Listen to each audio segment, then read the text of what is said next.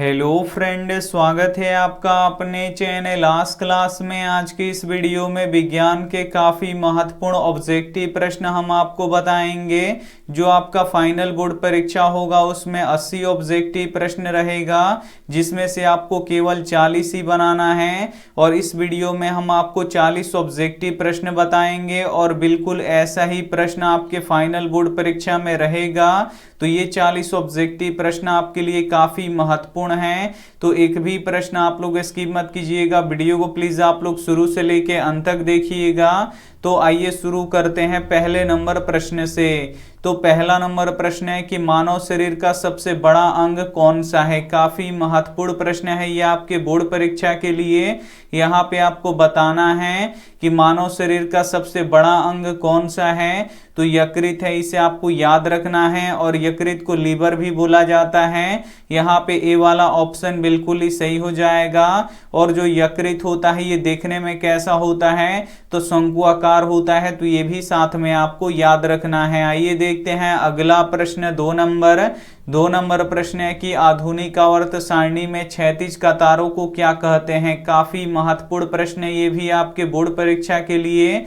यहाँ पे आपको बताना है कि आधुनिक आवर्त सारणी में क्षैतिज कतारों को क्या कहते हैं। तो आवर्त कहते हैं, इसे आपको याद रखना है। यहाँ पे ए वाला ऑप्शन बिल्कुल ही सही हो जाएगा। और आवर्तों की संख्या कितनी होती है, 7 होती है, इसे आपको याद रखना है। और ऊर्ध्वाधर कतारों को क्या कहते हैं, तो वर्ग या समूह कहते हैं। और वर्ग या समूहों की संख्या कितनी होती है, तो 18 होती है। तो ये भी साथ में आपको याद रखना है। आइए देखते हैं अगला प्रश्न।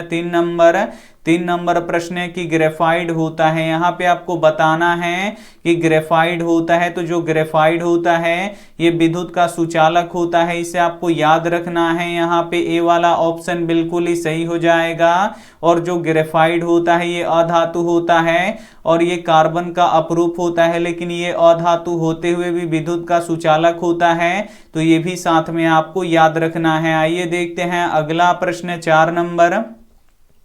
4 नंबर प्रश्न है कि शरीर का उत्सर्जी पदार्थ कौन सा है। काफी महत्वपूर्ण प्रश्न है। यहाँ पे आपको बताना है कि शरीर का उत्सर्जी पदार्थ कौन सा है। तो शरीर का उत्सर्जी पदार्थ यूरिया है, इसे आपको याद रखना है। यहाँ पे बी वाला ऑप्शन बिल्कुल ही सही हो जाएगा। और शरीर का उत्सर्जी अंग कौन सा होता है, तो वृक्क, जिसे किडनी भी बोला जाता है। तो ये भी साथ में आपको याद रखना है। आइए देखते हैं अगला प्रश्न।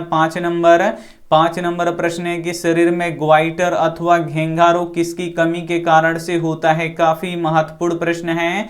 यहाँ पे आपको बताना है कि शरीर में ग्वाइटर अथवा घेंघा रोग किसकी कमी के कारण से होता है। तो ये आयोडीन की कमी के कारण से होता है, इसे आपको याद रखना है। यहाँ पे बी वाला ऑप्शन बिल्कुल ही सही हो जाएगा। और रक्त किसके कारण से लाल दिखाई देता है, तो ये हीमोग्लोबिन के कारण से लाल दिखाई देता है। तो ये भी साथ में आपको याद रखना है। आइए देखते हैं अगला प्रश्न।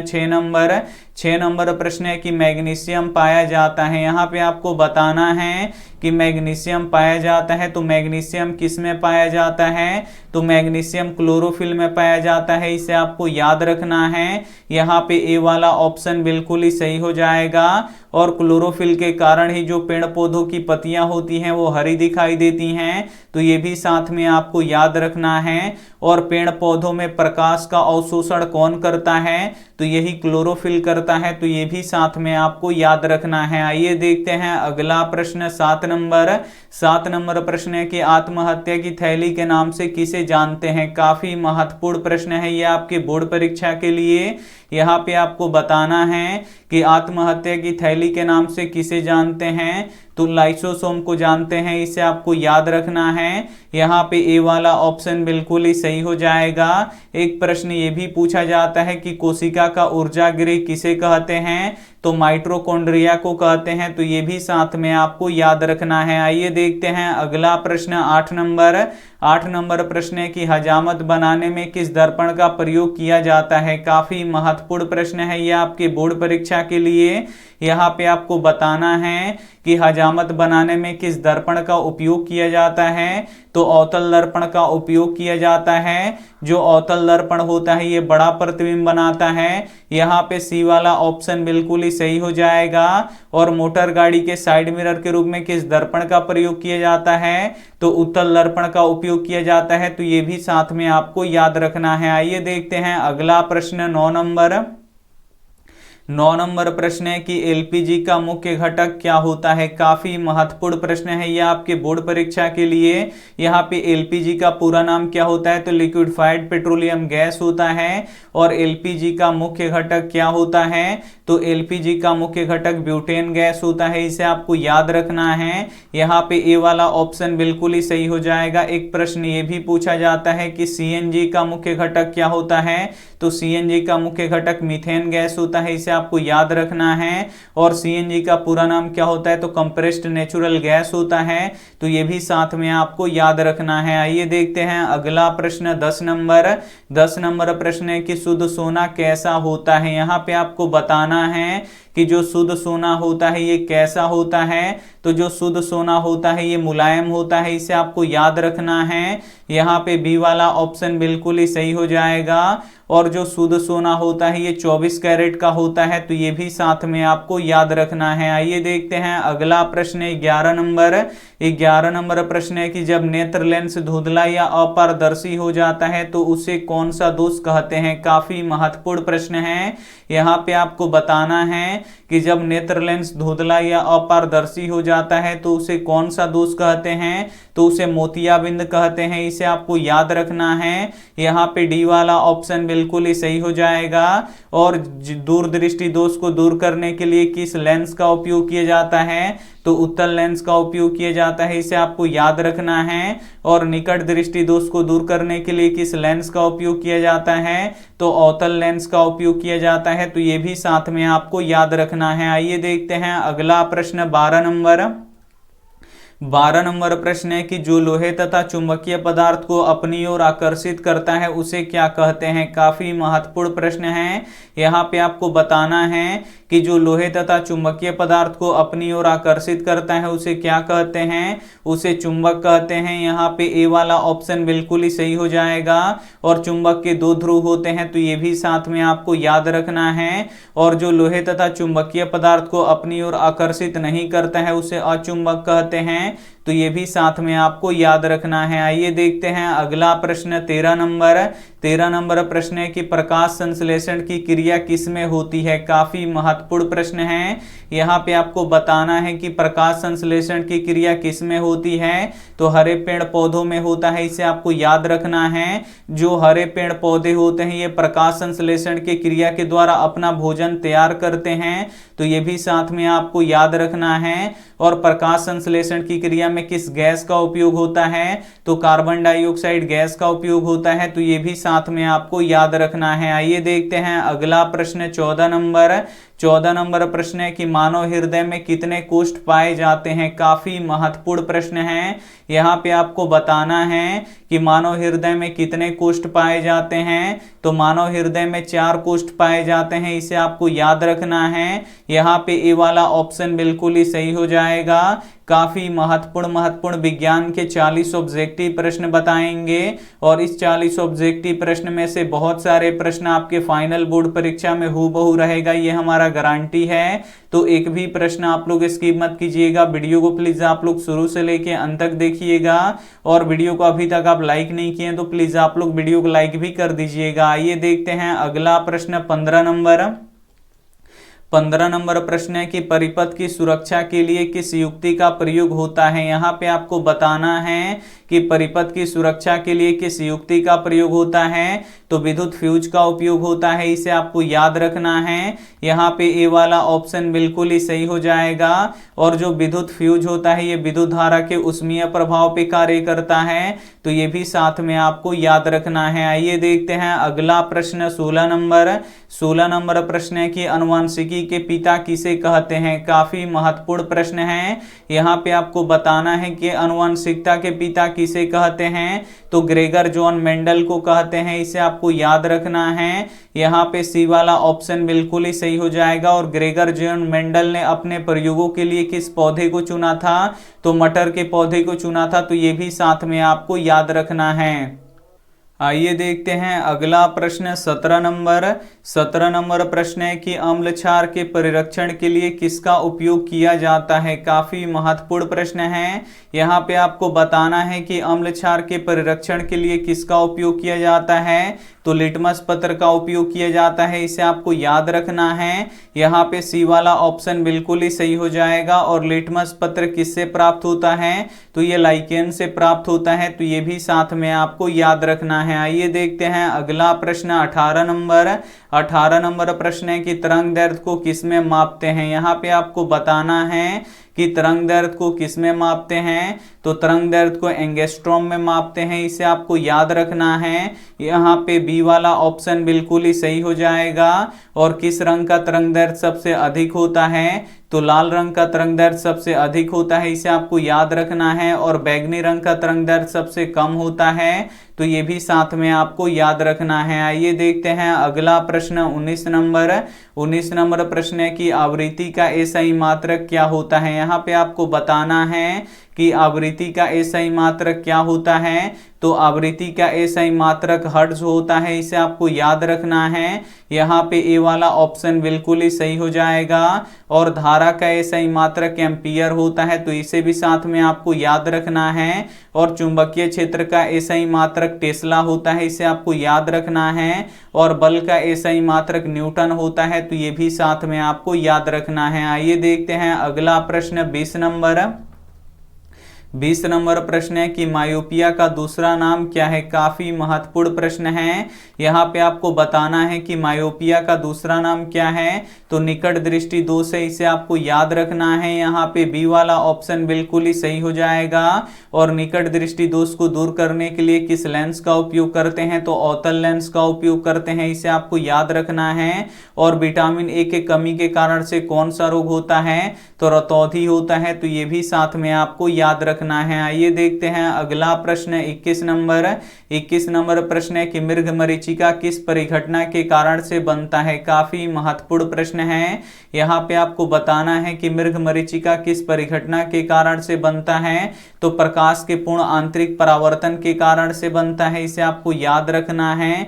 यहाँ पे डी वाला ऑप्शन बिल्कुल ही सही हो जाएगा। आइए देखते हैं अगला प्रश्न 22 नंबर प्रश्न है कि निम्न में से कौन उपभोक्ता नहीं है। इसमें से आपको बताना है कि कौन उपभोक्ता नहीं है, तो इसमें से जो घास है ये उपभोक्ता नहीं है, ये उत्पादक है, इसे आपको याद रखना है। यहाँ पे ए वाला ऑप्शन बिल्कुल ही सही हो जाएगा। टिड्डा, हिरण और मेढक ये सभी क्या हैं, उपभोक्ता हैं। लेकिन जो घास है ये अपना भोजन स्वयं बनाता है, ये उत्पादक होता है, तो यहाँ पे ए वाला ऑप्शन बिल्कुल ही सही हो जाएगा। आइए देखते हैं अगला प्रश्न 23 नंबर प्रश्न है कि पदार्थ की चौथी अवस्था क्या है। काफी महत्वपूर्ण प्रश्न है।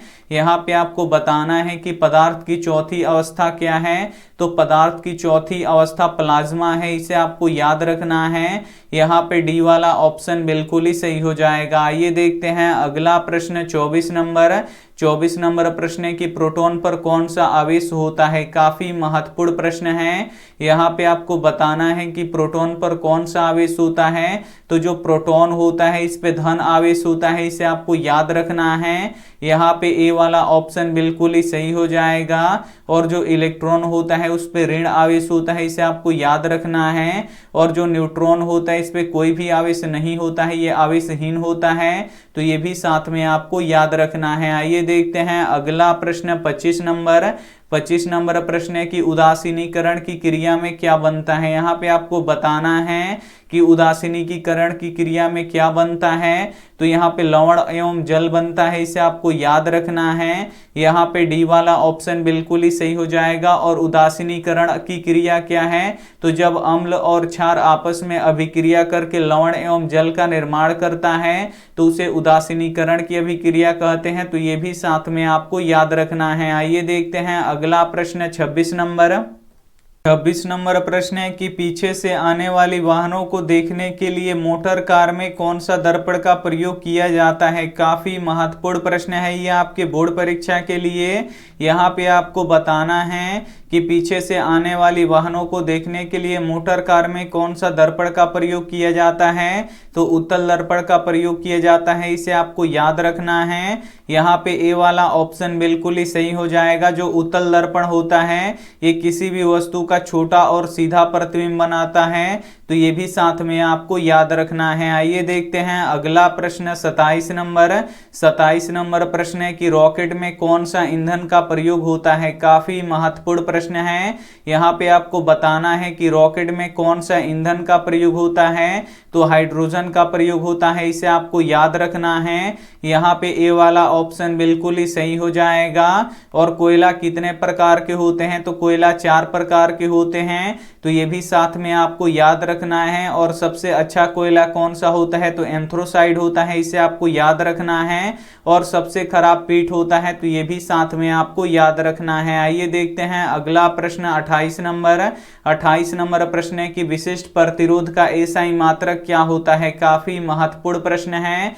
यहाँ पे आपको बताना है कि विशिष्ट प्रतिरोध का एसआई मात्रक क्या होता है, तो ओम मीटर होता है, इसे आपको याद रखना है। यहाँ पे बी वाला ऑप्शन बिल्कुल ही सही हो जाएगा। अगर केवल रहता कि प्रतिरोध का एसआई मात्रक क्या होता है, तो प्रतिरोध का एसआई मात्रक ओम होता है, लेकिन यहाँ पे विशिष्ट प्रतिरोध पूछा है कि विशिष्ट प्रतिरोध का एसआई मात्रक क्या होता है, तो ओम मीटर होता है, तो ये भी साथ में आपको याद रखना है। आइए देखते हैं अगला प्रश्न 29 नंबर।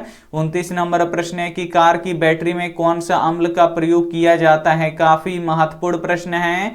यहाँ पे आपको बताना है कि कार की बैटरी में कौन सा अम्ल का प्रयोग किया जाता है, तो सल्फ्यूरिक अम्ल का प्रयोग किया जाता है, इसे आपको याद रखना है। यहाँ पे बी वाला ऑप्शन बिल्कुल ही सही हो जाएगा। और जो सल्फ्यूरिक अम्ल होता है इसका सूत्र क्या होता है, तो H2SO4 होता है, तो ये भी साथ में आपको याद रखना है। और जो ये हाइड्रोक्लोरिक अम्ल होता है जिसका रासायनिक सूत्र HCl होता है, ये हमारे पेटों में बनता है, तो ये भी साथ में आपको याद रखना है। आइए देखते हैं अगला प्रश्न 30 नंबर। 30 नंबर प्रश्न है कि अस्थाई चुंबक किसका बना होता है। काफी महत्वपूर्ण प्रश्न है। यहाँ पे आपको बताना है कि अस्थाई चुंबक किसका बना होता है, तो अस्थाई चुंबक इस्पात का बना होता है, इसे आपको याद रखना है। यहाँ पे डी वाला ऑप्शन बिल्कुल ही सही हो जाएगा। और जो अस्थाई चुंबक होता है जिसे हम विद्युत चुंबक कहते हैं, वो नरम लोहा का बना होता है, तो ये भी साथ में आपको याद रखना है। और विद्युत का सर्वोत्तम चालक चांदी होता है, तो ये भी साथ में आपको याद रखना है। आइए देखते हैं अगला प्रश्न 31 नंबर। 31 नंबर प्रश्न है कि नरौरा नाभिकीय विद्युत संयंत्र किस राज्य में है। काफी महत्वपूर्ण प्रश्न है। यहाँ पे आपको बताना है कि नरौरा नाभिकीय विद्युत संयंत्र किस राज्य में है, तो ये उत्तर प्रदेश में है, इसे आपको याद रखना है। यहाँ पे सी वाला ऑप्शन बिल्कुल ही सही हो जाएगा। आइए देखते हैं अगला प्रश्न 32 नंबर। 32 नंबर प्रश्न है कि निम्न में से कौन एक दहन की अभिक्रिया है। इसमें से आपको बताना है कि कौन एक दहन की अभिक्रिया है, तो पेट्रोल का जलना ये एक दहन की प्रक्रिया है, इसे आपको याद रखना है। यहाँ पे सी वाला ऑप्शन बिल्कुल ही सही हो जाएगा। आइए देखते हैं अगला प्रश्न 33 नंबर।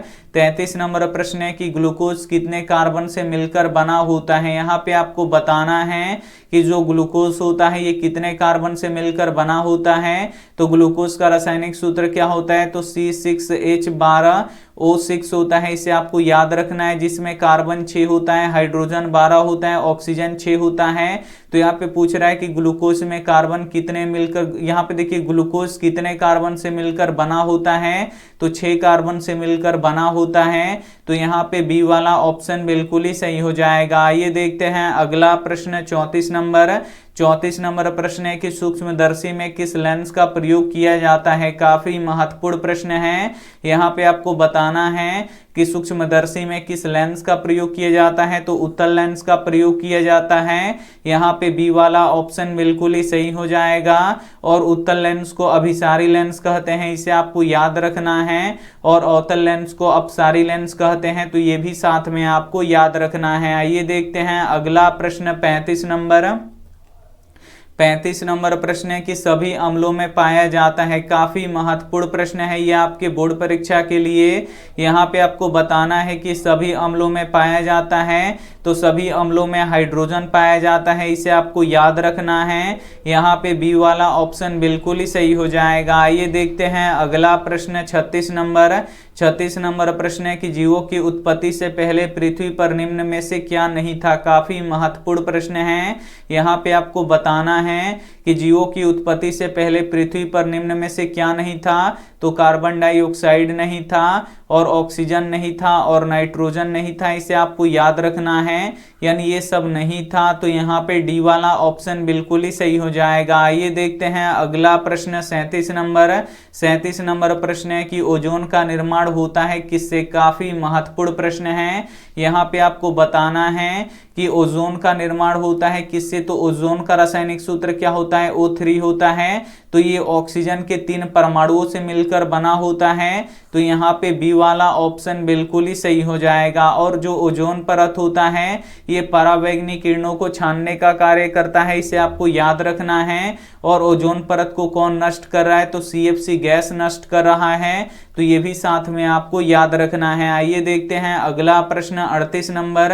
38 नंबर प्रश्न है कि कचरा प्रबंधन से क्या लाभ है। काफी महत्वपूर्ण प्रश्न है। यहाँ पे आपको बताना है कि कचरा प्रबंधन से क्या लाभ है। तो बीमारी से सुरक्षा ये लाभ है, और प्रदूषण पर रोकथाम ये भी लाभ है, यानी दोनों लाभ हैं। तो यहाँ पे सी वाला ऑप्शन बिल्कुल ही सही हो जाएगा। आइए देखते हैं अगला प्रश्न 39 नंबर।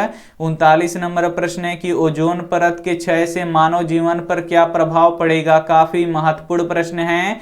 यहाँ पे आपको बताना है कि ओजोन परत के क्षय से मानव जीवन पर क्या प्रभाव पड़ेगा। तो त्वचा कैंसर होगा, इसे आपको याद रखना है। यहाँ पे ए वाला ऑप्शन बिल्कुल ही सही हो जाएगा। आइए देखते हैं अगला प्रश्न 40 नंबर। 40 नंबर प्रश्न है कि किस लेंस की फोकस दूरी धनात्मक होती है। काफी महत्वपूर्ण प्रश्न है। यहाँ पे आपको बताना है कि किस लेंस की फोकस दूरी धनात्मक होती है। तो यहाँ पे देखिए जो उत्तल लेंस होता है इसकी जो फोकस दूरी होती है वो धनात्मक होती है। यहाँ पे ए वाला ऑप्शन बिल्कुल ही सही हो जाएगा। और अवतल लेंस की फोकस दूरी ऋणात्मक होती है, तो ये भी साथ में आपको याद रखना है। विज्ञान के काफी महत्वपूर्ण 40 ऑब्जेक्टिव प्रश्न हम आपको बता चुके हैं, और इस 40 ऑब्जेक्टिव प्रश्न में से बहुत सारे प्रश्न आपके फाइनल बोर्ड परीक्षा में देखने को मिलेगा। तो ये 40 प्रश्न आपके लिए काफी महत्वपूर्ण है। तो इसमें से जो भी प्रश्न आपको याद ना हो तो प्लीज आप लोग उसे नोटबुक पे लिख के जरूर याद कर लीजिएगा। और ये रहा आपके लिए होमवर्क प्रश्न। इसका जवाब आपको कमेंट बॉक्स में देना है कि किसी जीव की जीनी संरचना कहलाती है। ए ऑप्शन है फेनोटाइप, बी ऑप्शन है जीनोटाइप, सी ऑप्शन है जेनेटिक्स, डी ऑप्शन है युग्मजांग। तो यहाँ पे जो भी ऑप्शन आपको सही लगे वो आप हमें कमेंट करके जरूर बताइएगा। और वीडियो को लाइक नहीं किए तो प्लीज आप लोग वीडियो को लाइक कीजिएगा, अपने दोस्तों के पास इस वीडियो को जरूर शेयर कीजिएगा। और चैनल को अभी तक आप सब्सक्राइब नहीं किए हैं तो चैनल को सब्सक्राइब कर लीजिएगा। Thank you for watching. मिलते हैं अगली वीडियो में, तब तक अपना ध्यान रखिए, मन लगा के पढ़ाई कीजिए। Take care and bye.